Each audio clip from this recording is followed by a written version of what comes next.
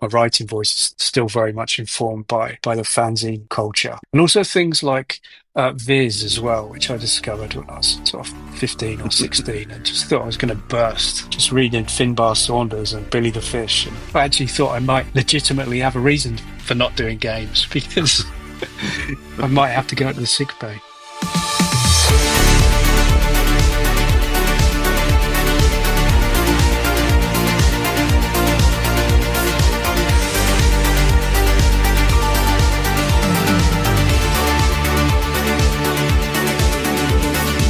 Hello and welcome to Outlines, a podcast about sport, stories and the media. My name's Owen Connolly, hope you're well.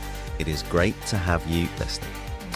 It's a crowded world, sports media. There's a lot of stuff out there and a lot of the stuff is a lot like the other stuff. But there are still some people who can set themselves apart a little to produce original, distinctive work and find their own particular voice. And I think our guest this time really does fit the bill in that respect.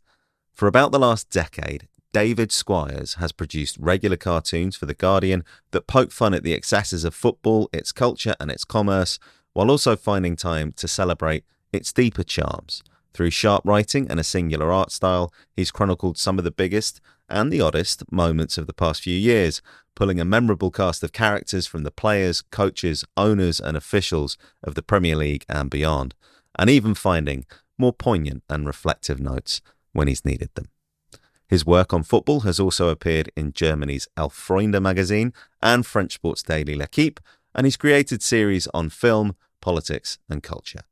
I spoke to David about his career, his process and his influences, what he changes, if anything, when he approaches different audiences and subject matter. There's a bit on the stories behind fan favourites like Emo Mourinho and a hip young Roy Hodgson. He talks about what might be next for him and why he may owe it all to Billy the Fish.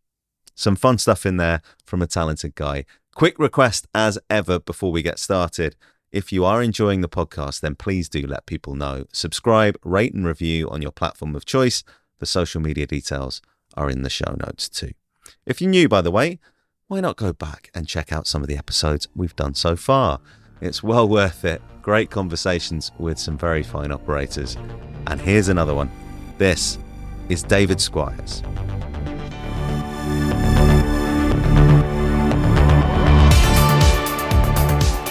I mean, there's always someone when you're doing these things between the UK and Australia, someone always kind of has to compromise. I'm not sure who has. Maybe you're kind of getting to the end of your working day there. 5 o'clock is perfect time, and Yeah. being in Australia, I mean, I don't want to sort of play up to the national stereotype, but I did think, is it professional to have a beer while I'm doing it? And I didn't. I've gone for Definitely. water. I think it would be a massive cry for help if I had a beer during this because it's about 7 a.m. here. But you've got two young children, so I think people would empathise and completely understand. What's your kind of working week like? Because you're turning a cartoon out for The Guardian at least once a week during the football season, and you've got other projects as well. Like what's your week? How are you kind of turning over in your head what you're going to do for the following installment? Yeah, I mean, I've got sort of quite set deadlines each week, so it's pretty structured, and I think not that I'm too comfortable in that structure, but if anything even slightly diverts from it, then then it throws me. So on a Monday and a Tuesday, I'll sit down and I'll write the Guardian cartoon. It generally takes 2 days. It used to take one day, but I think maybe because I'm getting older now, it takes 2 days.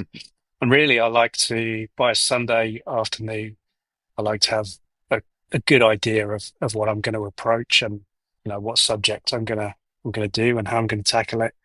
Sometimes, like if there's a big game on a Sunday, which will say, for example, if I don't know Manchester City are playing Liverpool on Super Sunday, then that's sort of usually 1 or 2 a.m. on Monday morning here. So I'll get up at 5 or 6 and watch it on delay and try Yeah. not to look at any sort of social media. Um, it, Even though it's been my job for a long time, I'm still a football fan and still want to do the likely lads thing of avoiding the score, so you enjoy it as well.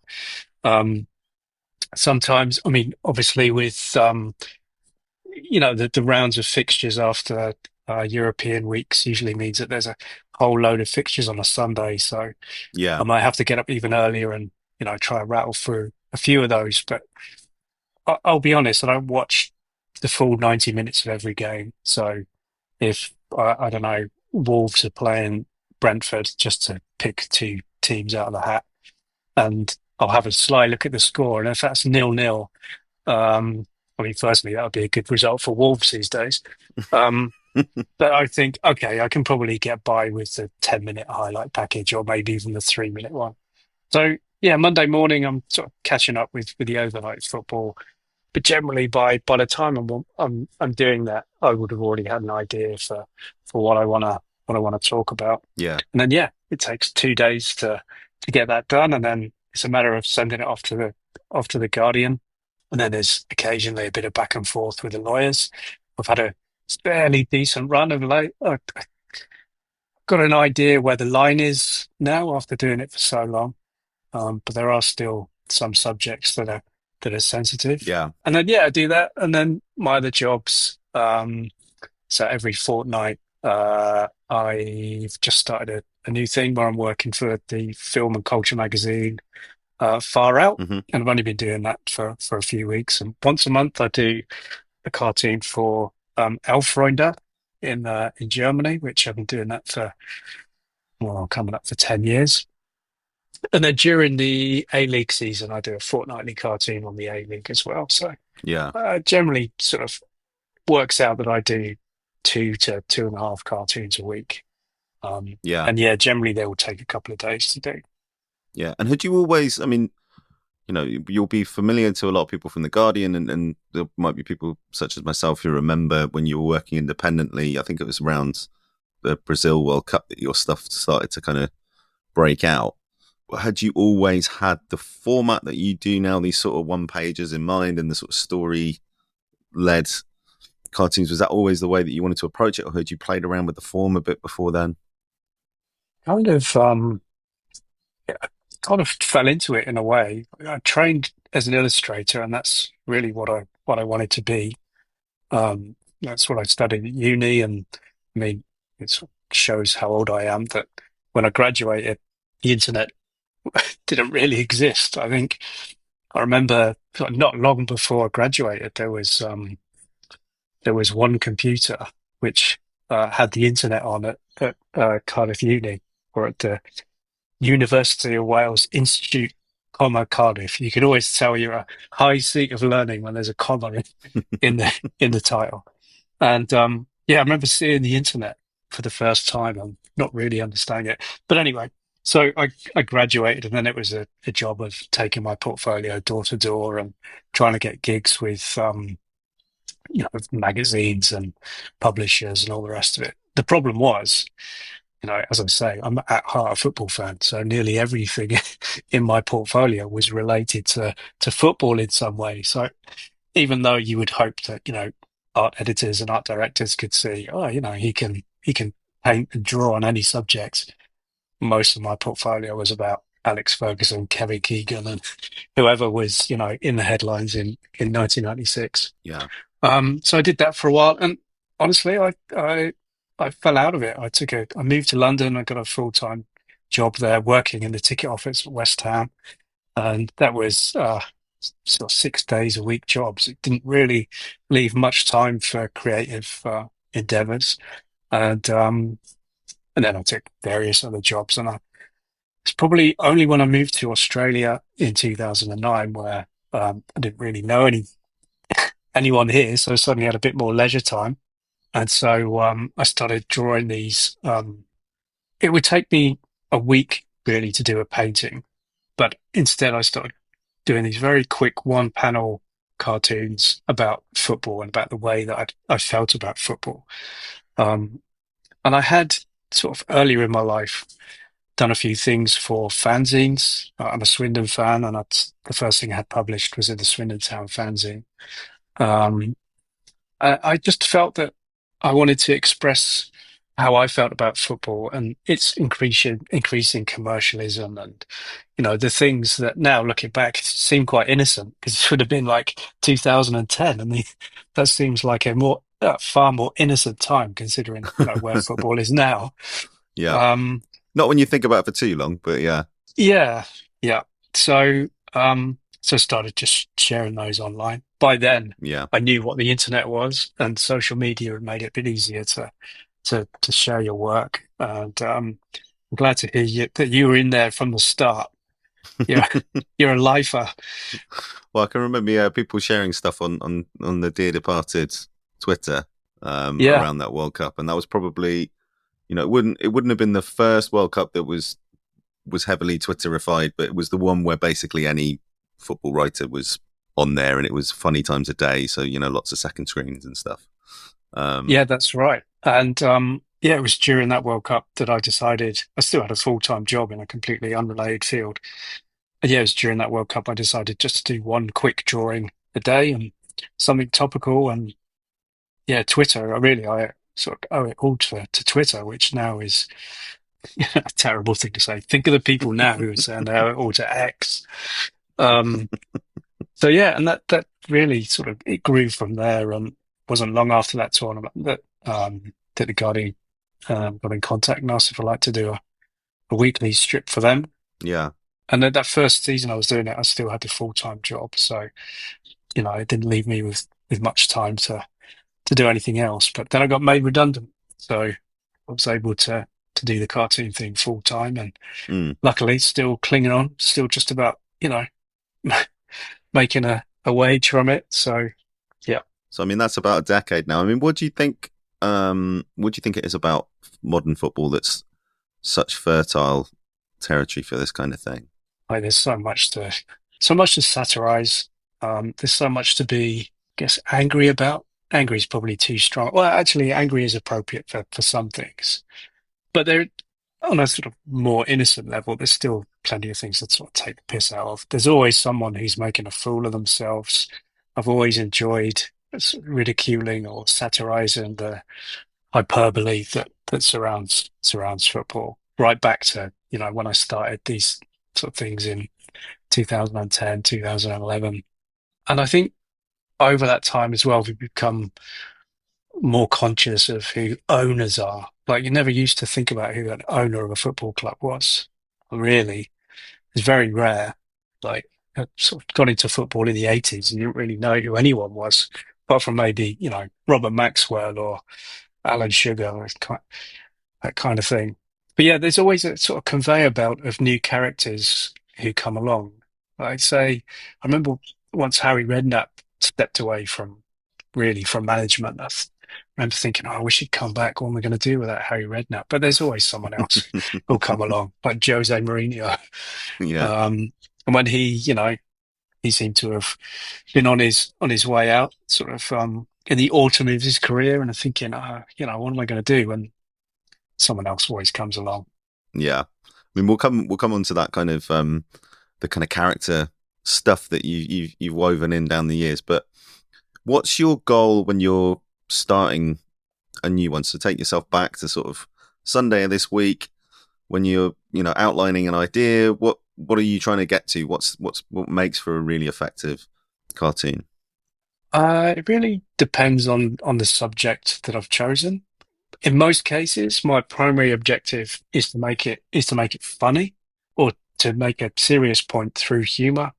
Mm, At other times, if I'm doing a cartoon about, say, if someone's died or if it's one of those tribute cartoons, then humor isn't the first go-to. It might have touches of humor, it might touch on, lightness.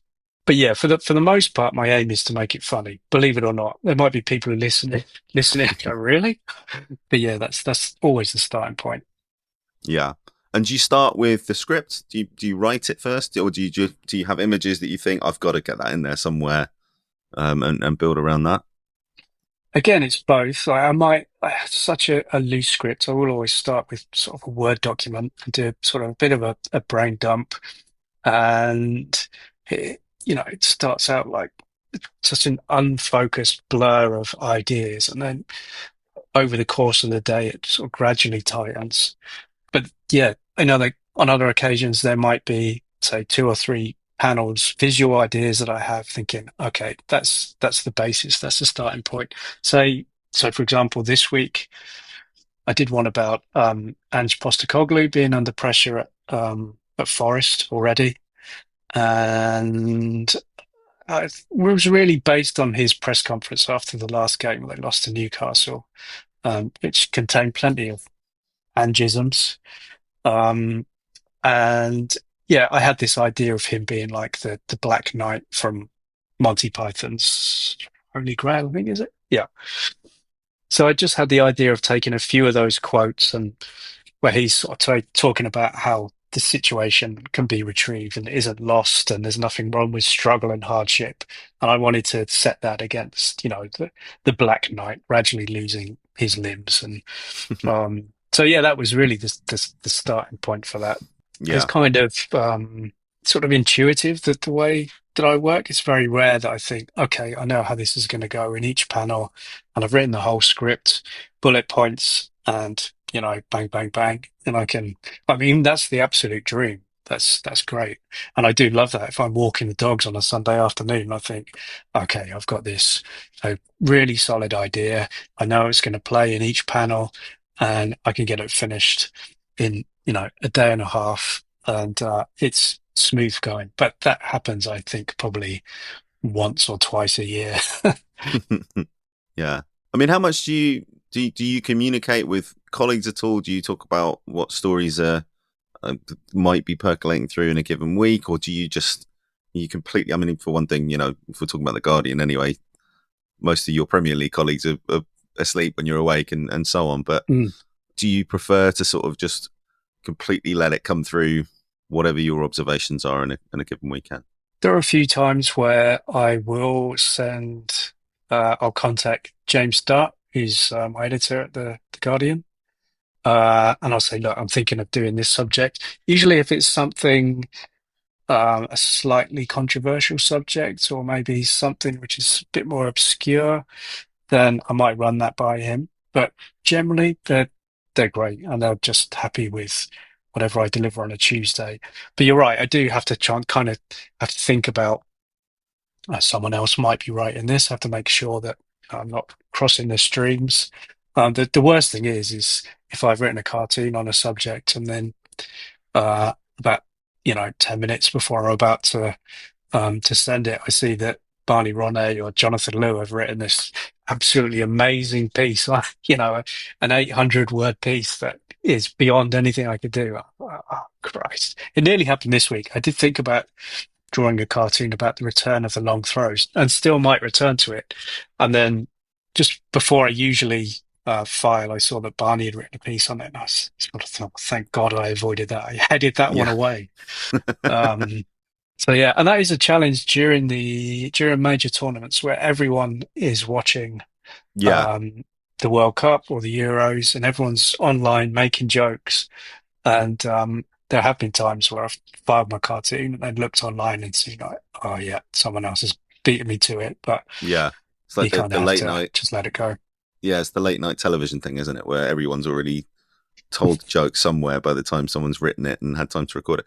I mean, I guess you Yeah, kind of get around that through your style. If you did one panel cartoons, the chances of you repeating something or yeah. having a real overlap with something that's occurred somewhere else in the culture is a bit higher. But who are some of the people that you look to when you were developing your style? Who are some of your influences, either on the sports media side or on the cartoon side? Probably the voice, I think, is very much through um, the filter of fanzine culture. That's probably where I enjoyed most football writing Yeah, when I was, learning about the game um, and even things like 90 Minutes when I was a teenager. Because before that, before fanzine culture, I mean, fanzine culture really informed the magazine like 90 Minutes with that sort of fan-centric view of the game and the sort of funnier slant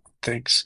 Before that, it was all pretty dry. And I mean, I loved it. I didn't know any different. But, you read in Shoot and Match and newspaper reports, probably at that age when I would have been a teenager, it's probably just sort of, reading the tabloids for my newspaper stuff. I'd love to say that I was this precocious 15-year-old who was, reading The Guardian and The Times and reading their match reports. But let's face it, I was, looking at a copy of, Dad's Daily Mirror kind of thing. And there's nothing wrong with that at all.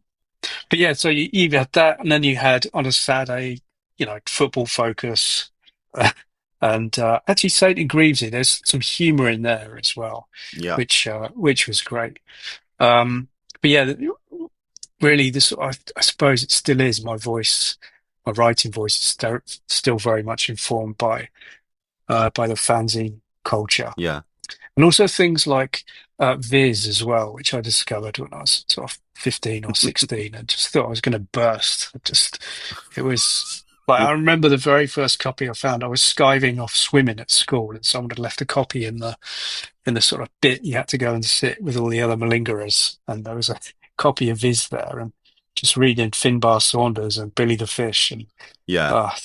I generally thought, Billy the Fish was the sort of Roy of the Rovers yeah, it's takeoff, just wasn't he? amazing stuff. I actually thought I might legitimately have a reason for not doing games because I might have to go to the sick bay.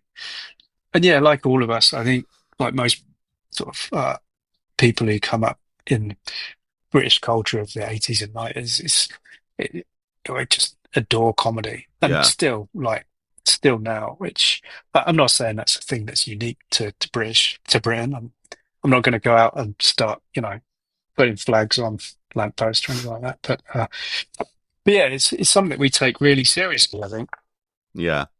Yeah. And I suppose the other thing with fanzine culture is, people might not necessarily buy fanzines outside the ground with the same religiosity that they used to, although some people still do if they've got a thriving one there. But the culture is kind of, because of the internet, there's more of it everywhere, sort of thing.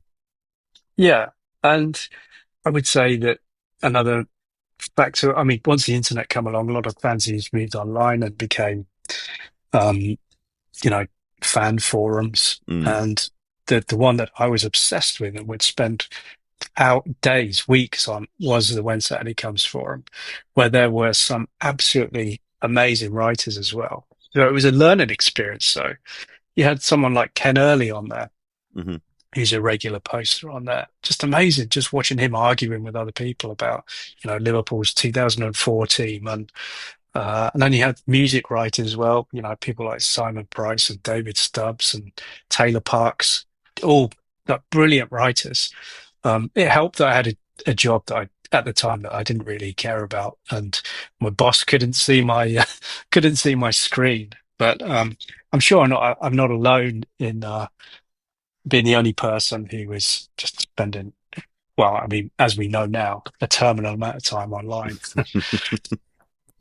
A big feature of your work, you mentioned it before, is these sort of absurdist characterizations of figures in football, and not everyone gets the treatment. But I mean, you mentioned Jose Mourinho, who's been emo-ified, Roy Hodgson as a sort of street character, not as an urchin, as in like big jackets Yeah. and hats and all the rest of it. Mikel Arteta as a Lego man, and Wayne Rooney as Henry VIII. This sort of stuff. Where do you develop those ideas? Does that just come, I've got to represent this person this week, and then you really like it, so you go back to it? Or are they things that you sort of workshop elsewhere and then introduce? Or how do you approach that? It's pretty organic, I'd say. So, as you suggest, I sort of try it once, probably just for one joke, and if it lands, if it gets a good reaction, you can sort of generally tell um, from the feedback if people have enjoyed it, and if I enjoy it as well, then I'll keep going back with something like Roy Hodgson. I think I started drawing him like that right at the start of the pandemic when there was a rumor going around that over 70s would be banned from stadiums Right. for health reasons.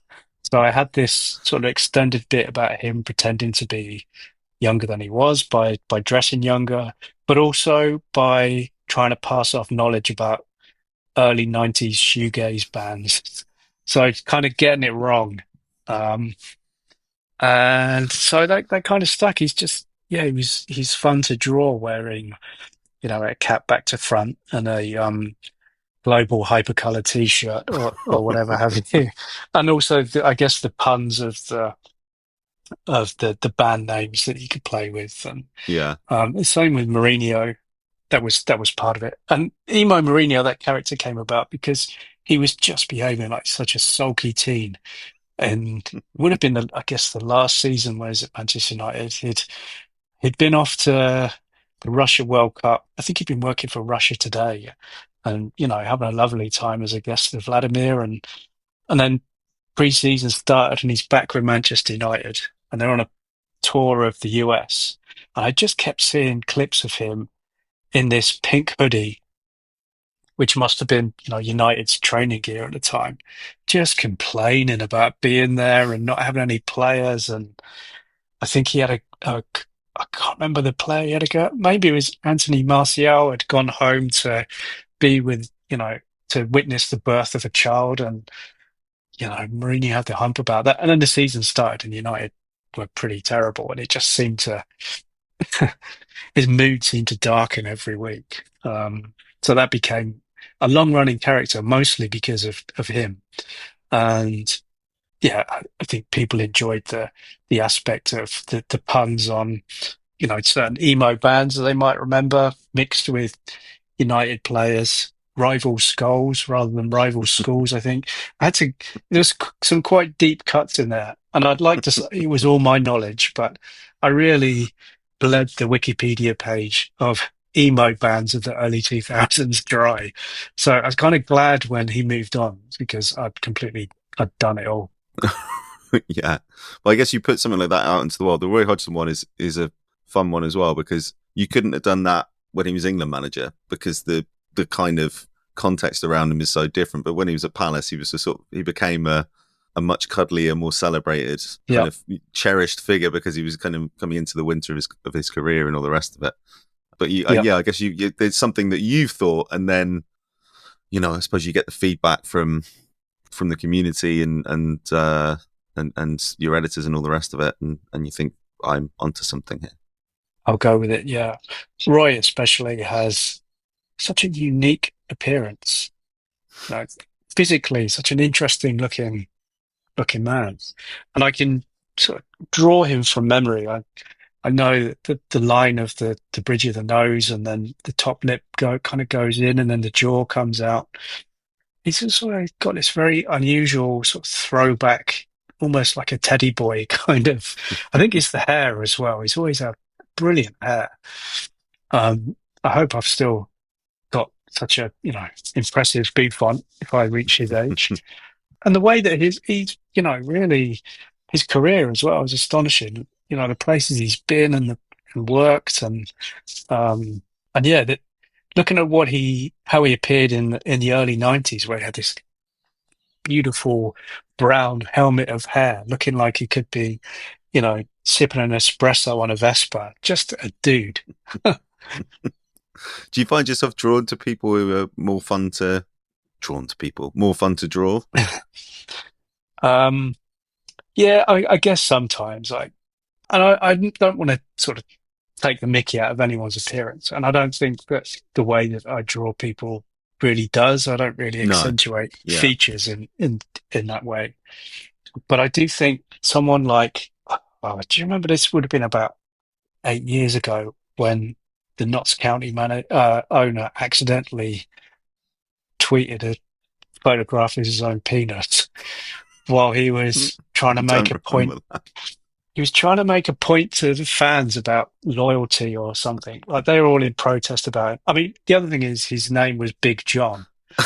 And then he took a screenshot of some of the abuse he'd been taking, I think, and accidentally included a photograph of his genitals. And he had quite an unusual appearance as well. I mean, his face. I didn't study the other. The other thing, that all seemed fine from what I can tell. But yeah, I mean, but yeah, obviously there are some people who are fun to draw, mostly because it's more a combination of their personality. So someone like Klopp, who would have, he's got these amazing teeth, and I was sort of disappointed when he lost his glasses, but um, they're all that. There's been a really bad run recently, though, of bald managers with beards. It's really hard to like if I'm drawing Maresca, sometimes it just naturally turns into Guardiola, and I'm like, oh, this is really hard. I need to find, I haven't quite found a way of adding something that differentiates them easily, Yeah. like a quick visual clue. If he keeps that odd ski jacket thing from last weekend, Yeah, that'll probably help. but the trousers were matching. Were they ski trousers as well, or was I'm it not just? sure. It was a fantastic. I mean, it was very windy here on last weekend, so he's obviously he was well equipped. Yeah, But yeah, I don't know that he was expecting to get that much exposure of it when he was sprinting down the pitch. Um, you work across. I mean, you mentioned El Freunde and some of the work you do in film. You've had work in places like L'Equipe in the past as well. And do you find yourself tailoring to different sensibilities? Do you talk with the teams there about what works in those cultures, or do you just kind of do it, learn about the particulars of what people are talking about, yeah. um and just do your own thing? I just kind of do it. Well, with someone like Elfriede and L'Equipe, who I was working with until very recently, we would agree on a subject, and then I'd go off and I'd write it really still in my voice. I wouldn't really change or moderate anything because I think what's funny is funny, or Yeah. um, and then they translate it. And I think naturally there are just the way that language is structured. That I'd always try to have the funniest word as the last word of the panel, and then set up the joke. But the way that French and German is, maybe that funniest word sits in the middle of the sentence. What I found with sometimes when I was working with L'Equipe, I like to set up the joke, set up the visual, and then present the visual. But often the translation, this is really boring, I'm sorry, but often the translation would be a description of what was coming in the image, Right. you see? Yeah. So I'd feel that it would slightly detract from it, but I wasn't too hung up about it. But occasionally I think, oh, that's a bit of a shame. Um, but yeah, but generally I think that the sense of humor is broadly similar. Like, I think from working with Alf Freunde for a while, I think they've got an enjoyment for the dark sense of humor as well, which is somewhere that I like to play. So Yeah, they're kind of somewhere between 442 and when Saturday comes, sort of Elfrinder in terms of their yeah, positioning, right? yeah.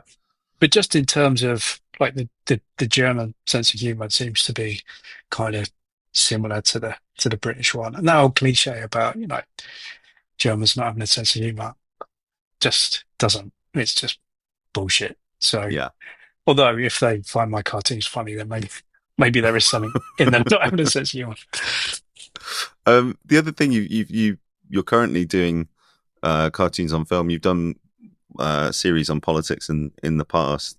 How do you find that those settings compare to sport and to football? I'm more comfortable doing the football stuff because it's been my obsession for, I mean, really as long as I can remember. But again, if something is funny, um, then it translates. I think I definitely have developed a writing voice. And sometimes I get sick of that voice. Like yesterday when I was drawing my cartoon, I was like, I've I've had enough of David Squires. I really, I just can't hear this, anymore. But yeah, I think generally if people enjoy my stuff, then they'll go with me and read what I have to say on other subjects.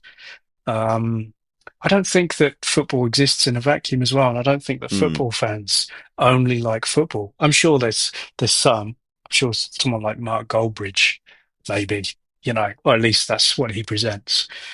I think we're all interested in other things. We're all interested in politics, film, and TV, and music. It all plays in, and those are the things I like to include in my football cartoons, and Yeah, I can't help but referencing football while I'm writing about politics and music and film either. It's yeah, all connected. yeah. I mean, one of your most celebrated pages was your Arsene Wenger tribute, which is just an extended riff on the last reel of Shawshank Yeah, Redemption.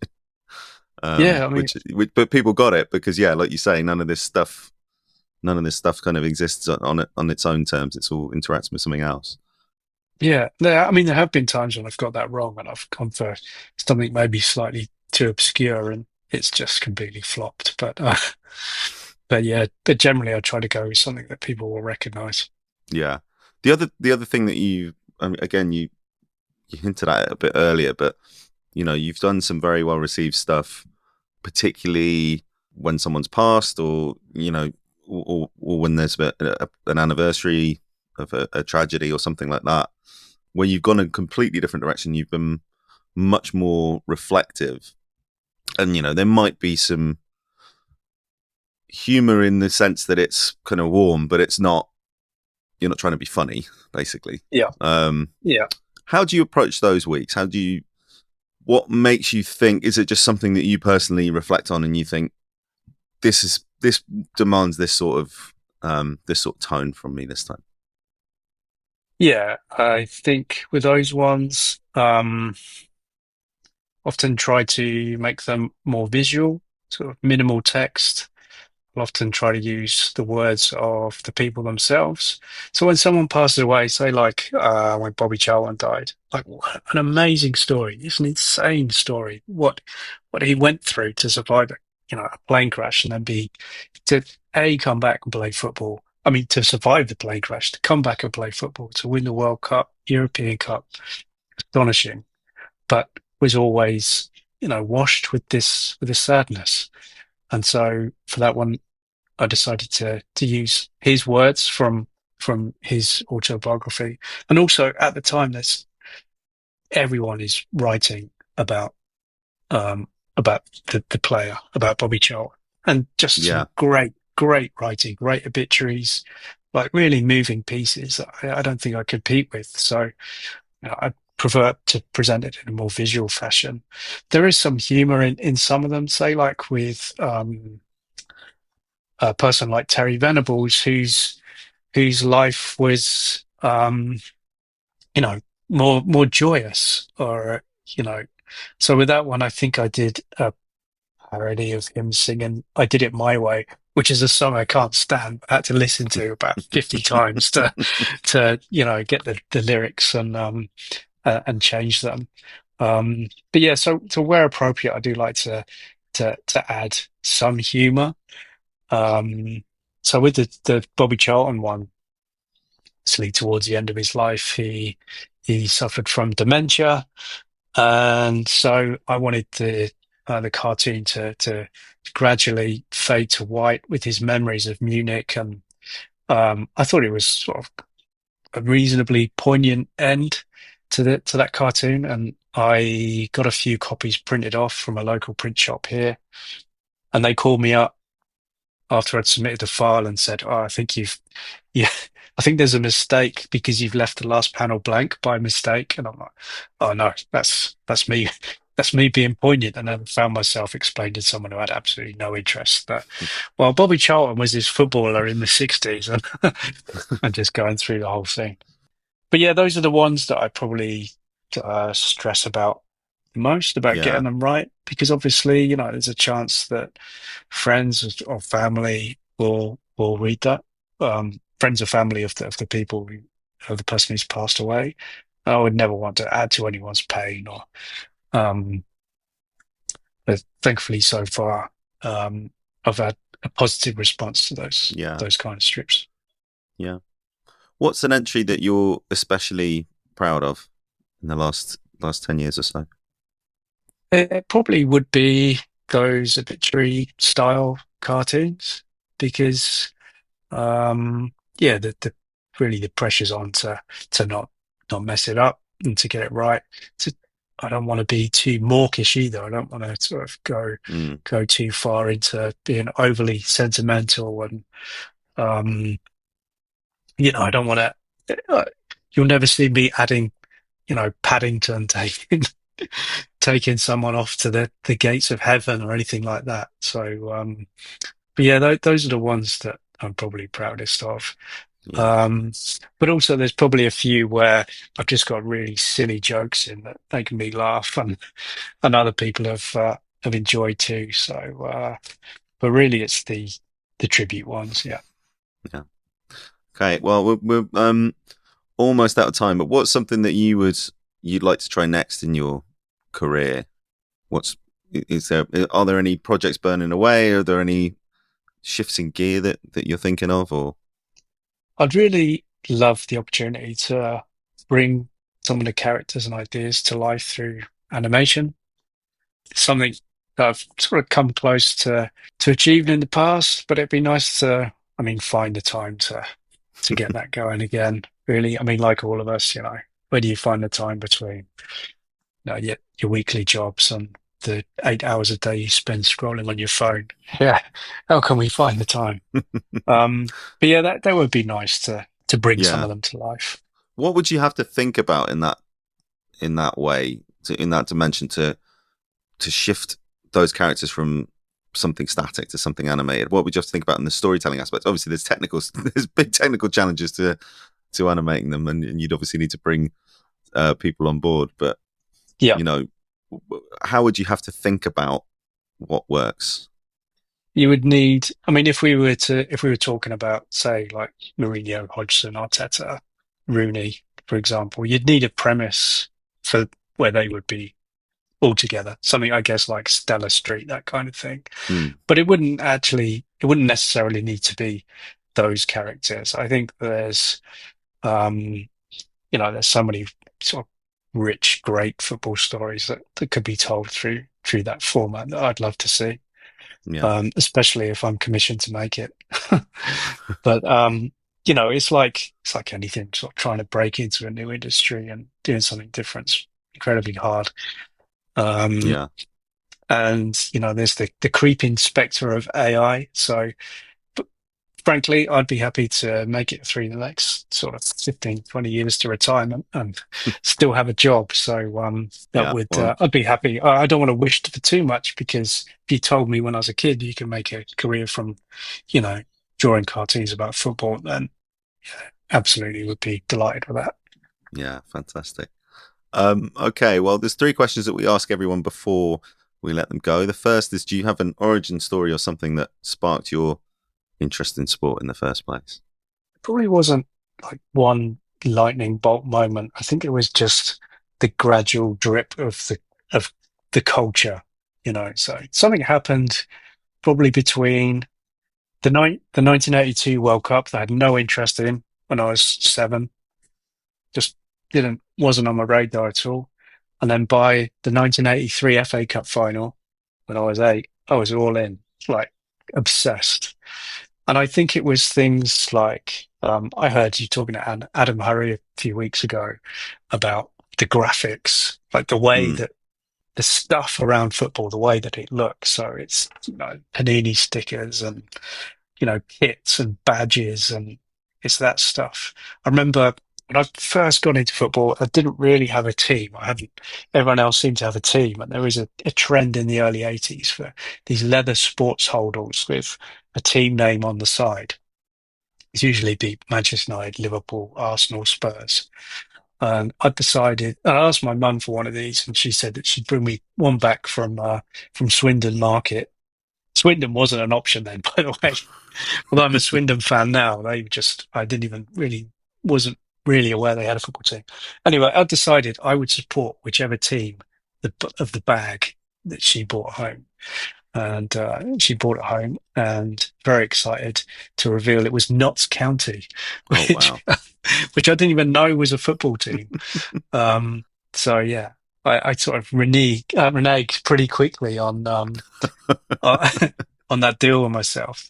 But yeah, I think it was just that slow drip, and like it's fair to say that my junior school wasn't at the vanguard of challenging gender norms. So if you're a boy, you played football in the back playground, and if you're a girl, you did whatever there was going on in the front playground. I think my Yeah. sisters told me it seemed to involve a lot of following around whichever teacher was on lunch duty and asking if she had a boyfriend, which that wasn't my scene. So, gradually started playing football and just found I loved it. And then here we are. Yeah. What's your favourite piece of sports storytelling? I mean, we go back to Viz and Billy the Fish, and I mean that was just sensational. People always assume that I would have been really into Roy the Rovers, but I think it sort of passed me by. I think I graduated directly from the Beano to shoot and match, um, but on sort of more serious things, I always think about Next Goal Wins, the documentary, which Yeah. is just the perfect football film. If ever I'm feeling, a bit low, I'll stick that on, and that's Yeah. So great to this is the watch. American Samoa kind That's of right. overcoming the 31-0 and Yep. just trying to get a goal at some point in their Yeah, World Cup yeah, qualifiers. that's right. Especially now that I live in Australia as well, where obviously they were really the baddies in that story. They're the ones who inflicted the When are defeat. they not in sports Well, stories? well, yeah, yeah, that's it. Um, and yeah, and then in terms of writing, I think back to we were talking about the Charltons a minute ago, and this is maybe recency bias, but Jonathan Wilson's book on the Charlton brothers, the two brothers, is just beautiful. Mm, And on the on the more fictitious telling of real events, something like The Damned United, which is a book I'll return to, yeah. David Peace's book. I haven't read Munich's yet, which is one on the Munich tragedy, but it's on my bookshelf, waiting to have a crack at that. Yeah, I need to So have a yeah, crack at that too. there's plenty out there. Yeah. Um, Finally, you've kind of hinted at it a little bit, but what's a sports story you'd like to tell or see somebody else tell? I feel that there's like a gap for a really good a satire about the football industry. I don't think Ted Lasso. I think the Ted Lasso effect means that we won't get another football TV show, Mm, like comedy drama, for 20 years, kind of thing, because it's scorched earth now. But I'd love to see, say like someone like Jesse Armstrong or Armando Iannucci do something on the football industry, because oh God, it's an open goal, really. yeah. So I'd No, love that. that would be something indeed. Well, David, it's been a real pleasure and a really good start to my day.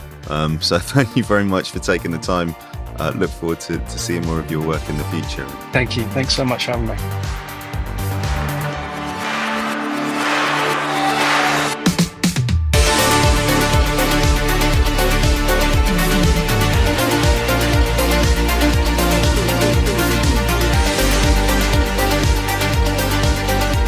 Outlines is an original production from 2640.